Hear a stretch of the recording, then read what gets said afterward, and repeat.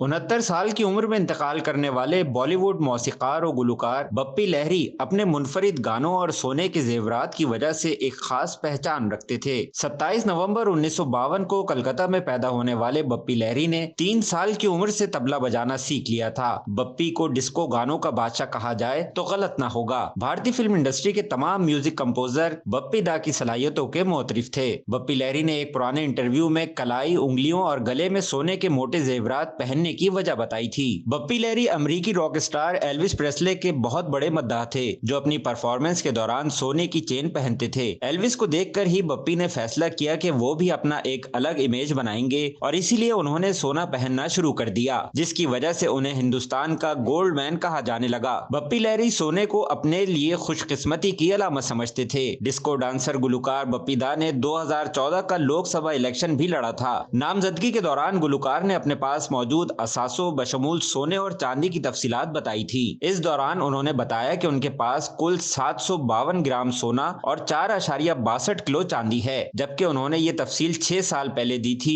तो मुमकिन तौर पर अब तक उनके जेवरात की तादाद बढ़ चुकी होगी। बप्पी लहरी के पास 754 ग्राम सोना और 4.62 किलो चांदी थी। उस वक्त पाकिस्तान में फी ग्राम सोने की कीमत 10,776 रुपए है। तो इस तरह बप्पी दा के पास तकरीबन 81 लाख रुपए का सोना और तकरीबन 6.25 लाख रुपए की चांदी मौजूद थी। कुल असासों की बात करें तो बप्पी लहरी 47 करोड़ रुपए पाकिस्तानी की जायदाद के मालिक थे। बप्पी दा की तरह उनकी बीवी चित्राली लहरी को भी सोने और हीरो का शौक है। 2014 में उसने दावा किया कि उनके पास बप्पी दा से भी ज्यादा यानी 967 ग्राम सोना, 8.9 किलो चांदी और हीरे हैं।